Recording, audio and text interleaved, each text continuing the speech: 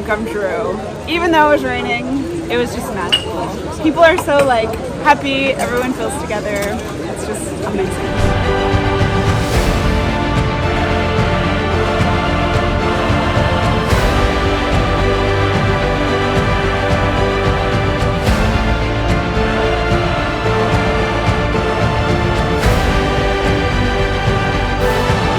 French people are already very apprehensive about the Olympic Games because there were a lot of problems of organization, and with this starting as well, it's not the best.